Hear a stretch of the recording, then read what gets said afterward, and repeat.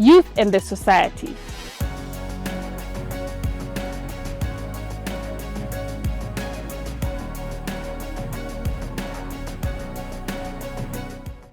As young people, we love to relate with each other and our society.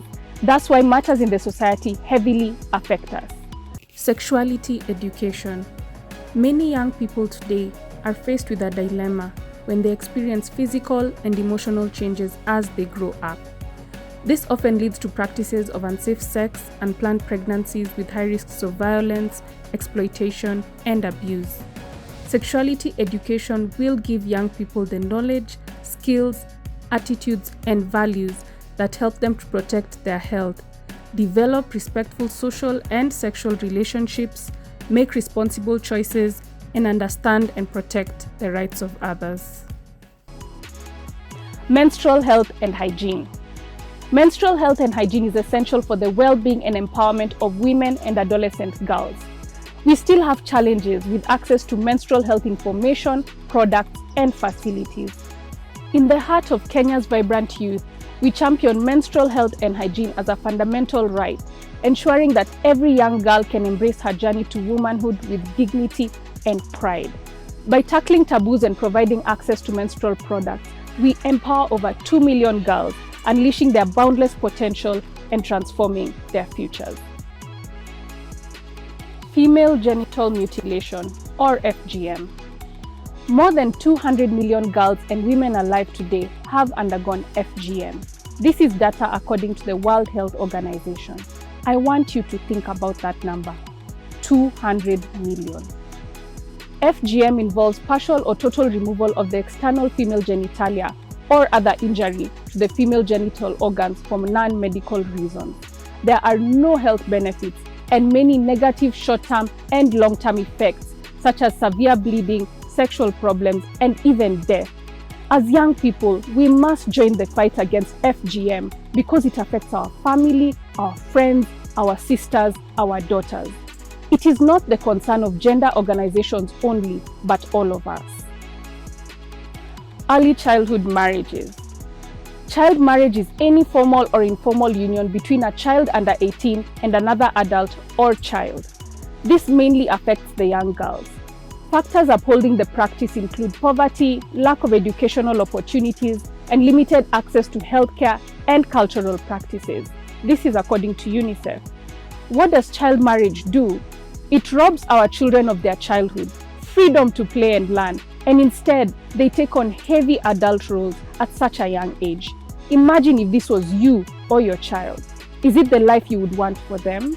Let us join the fight against early childhood marriages as a community of young people to ensure the younger people coming behind us lead a full life. Childhood pregnancies.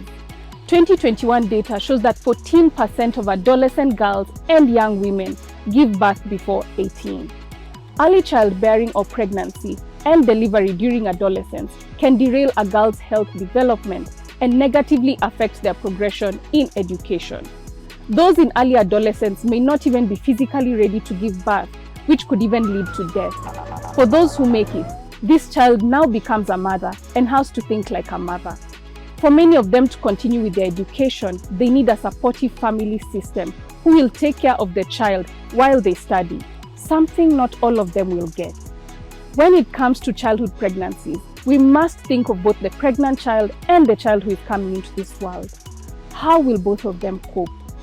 As we support our young women who underwent early childbearing, we must consider how to mitigate childhood pregnancies for the future generation.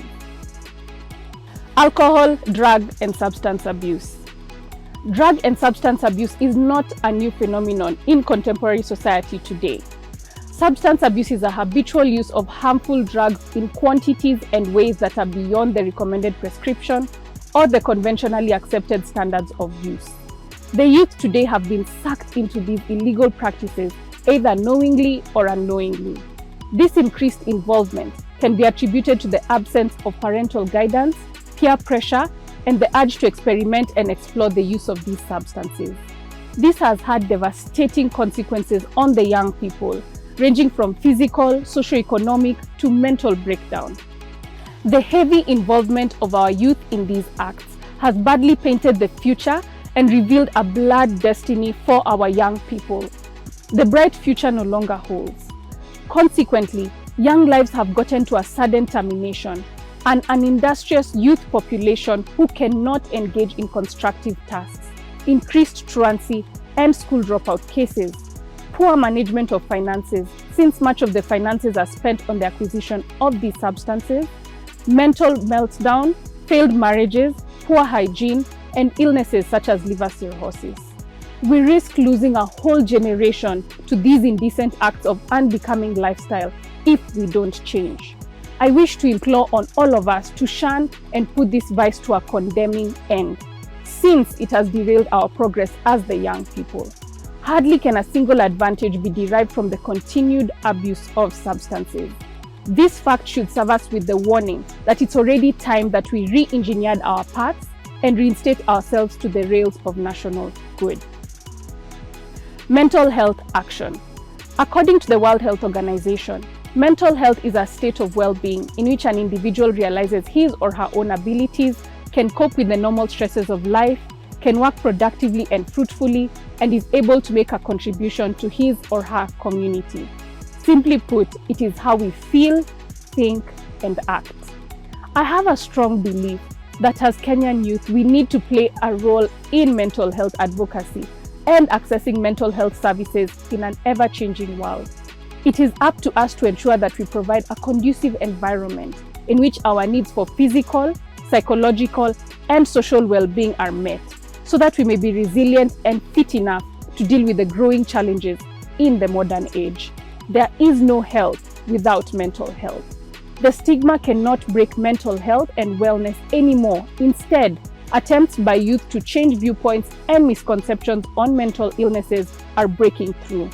We are stronger when we speak up and unite to address issues on mental health. Self-care, acceptance, and acknowledgement of our contemporary issues as the youth are the stepping stones to realizing the importance of mental health. We need to approach it from a preventive rather than a curative measure. Inclusivity of young PWDs. As a society, we must be encouraged to invest in the empowerment of young persons with disabilities, which includes provision of quality education, training opportunities, skills development opportunities for employment, decent jobs, entrepreneurship, as well as support active political participation and leadership. In Africa, Kenya leads in terms of providing young people with disabilities with access to TVET education. It is important to note that Kenya has a total of 5 national TVET institutes for persons with disabilities, with approximately 2,500 students. Our constitution allocates 5% of employment slots to persons with disabilities. Despite this, they continue to be excluded from the workplace. A study by the Public Service Commission showed that persons with disabilities made up a meager 1.8% of the workforce. Now, let's talk about some young PWDs who I am so passionate about, the young deaf people. The empowerment of deaf youth is crucial to fostering a more inclusive society in Kenya. With over 500,000 deaf individuals and a significant number of sign language users, it is important to recognize that deafness, unlike most disabilities, is invisible, meaning you may not know someone is deaf until you interact with them. Deaf people possess a unique culture, way of life, and language that allows them to interact and experience the world through sign language. Sign language is a rich and recognized language worldwide, deserving of equal recognition in all aspects of communication. The deaf community, with its own history, way of life, and culture, should be promoted and protected. The recognition of Kenyan Sign Language as the 3rd official language in Kenya was and continues to be a significant step towards supporting the deaf community in accessing information and language. However, to ensure the success and well-being of deaf youth, it is essential that our social, economic, and political systems are inclusive and accommodate the access needs of deaf individuals. Cyberbullying. Cyberbullying means the use of electronic gadgets with access to digital space to spew dehumanizing or condescending messages towards a persona. It is mainly practiced on social media platforms. It may be adopted as a tool to degrade a person, maybe because of their ideological footing on matters of national interest, opinions on contentious issues, or even their physical body appearance, with the aim of making them feel less confident about their thoughts or general self.